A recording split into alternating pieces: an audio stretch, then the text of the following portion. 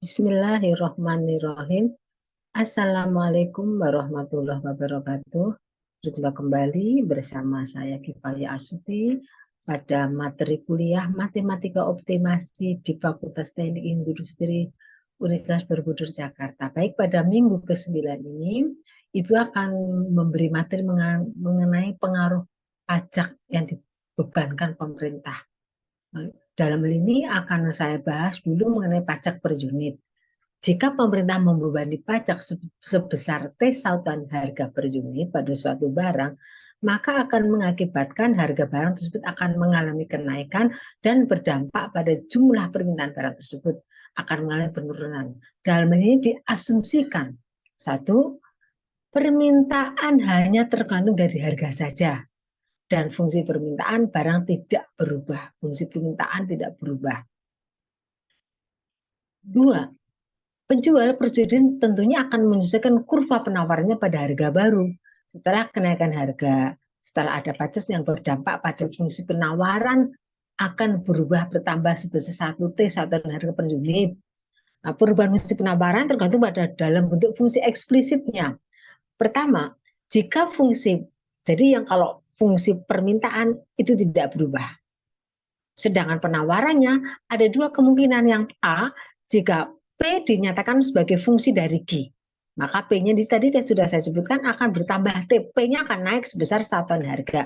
Maka perubahan price setelah ada pajak, fungsi penawarannya lah ditambah T. Sehingga rumus untuk menentukan harga keseimbangan pasar sebelum dan sesudah pajak, kalau sebelum pajak berarti PD, ini PD sama dengan PS. Nanti akan ketemu nilai Q-nya berapa unit, masukkan ke dalam fungsi permintaan, nanti ketemu P-nya. Jadi diperoleh berapa unit dan harganya pada saat sebelum keseimbangan pasar.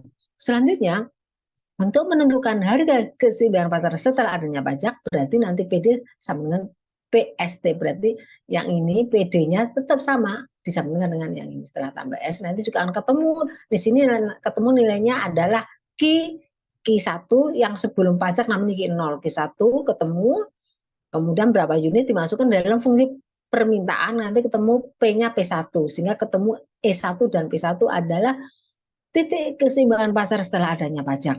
Tetapi jika fungsi dinyatakan dalam Q merupakan fungsi dari P, QS merupakan fungsi dari P, fungsi demand prinsipnya tidak berubah. Nah, perubahan fungsi penawarannya di sini setiap ada P dikurung buka kurangi T. Jadi prinsip nanti Q-nya akan berkurang karena di sini kurung buka P dikurang T. Maka di sini sama harga keseimbangan pasar sebelum dan sesudah pajak. Sebelum pajak itu di sini QD sama dengan QS.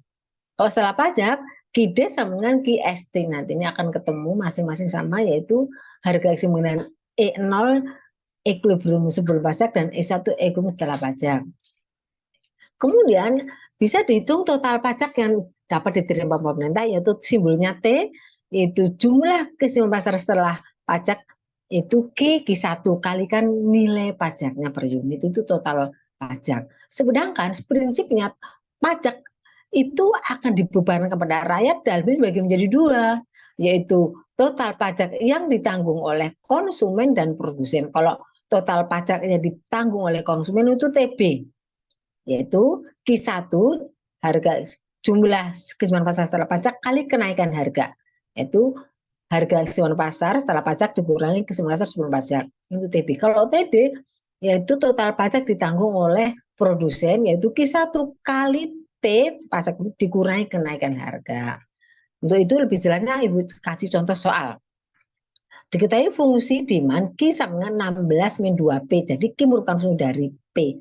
S adalah Q sama dengan 3P min 5. Jika pemerintah mengenakan pajak per unit 3 satuan harga, tentukan equilibrium sudah sebelum pajak, hitunglah kenaikan harga karena pajak dan total pajak ditanggung oleh produsen. Produsen berarti nanti TD. Gambarkan grafik dalam satu diagram.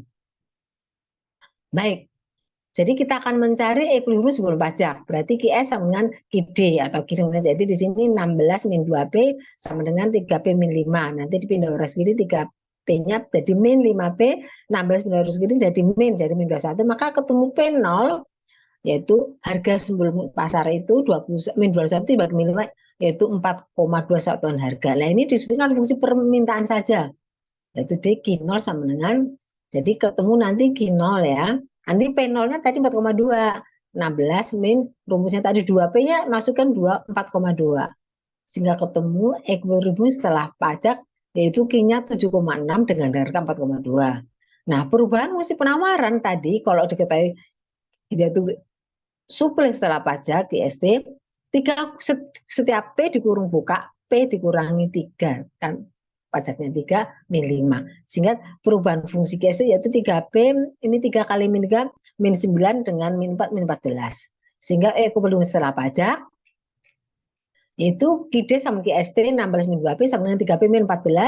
Kemudian ini 3P-nya pindah urus diri min 5P, 16 pindah uruskan jadi min 30, sehingga P1 harganya tadi 4,2 sebelum pajak, ini min 30 bagi harganya 6 satuan harga. Ini P6 masukkan dalam QD saja, yaitu 16 min 2P, P-nya masukkan 6, ketemu harganya jadi jumlahnya jadi turun. Tadi 6, unit sekarang cuma 4. Karena dekat dengan harga maka jumlah permintaan jadi turun, yaitu maka S1 equilibrium setelah pajak 4 unit, 6.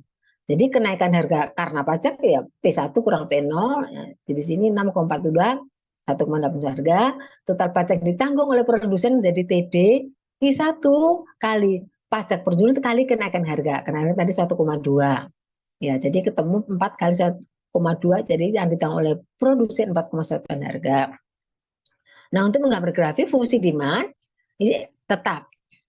Jadi ini dibawa bentuk standar, Q di min 2P pindah urus jadi plus 2P sama dengan 16 dibagi 16. Nah, maka artinya nanti gambarnya gampang, memotong sumbu Q pada 16, ini 16, memotong sumbu P pada saat 8. Gampang. Kemudian untuk menggambar fungsi penawaran sebelum pajak yang jelas lewat titik keseimbangan pasar sebelum pajak yaitu 4,2 dan 7,5. Ini masukin aja fungsi penawaran ya. Kalau P-nya 0, ketemu Q-nya min 5. Ini dari dua titik pun bisa ketemu lewat titik min 5 dan titik keseimbangan pasar tadi. Yaitu ketika 7,6 dan pada saat 4,2 ini diteruskan ketemu. Garis lurus. Secara analog, fungsi penawaran setelah pajak fungsi persamaan ini dimasukkan P-nya 0 min 14. Masukkan tadi nilai harga pasar pada saat 4,6. Garis saja ketemu. Demikianlah yang bisa Ibu sampaikan.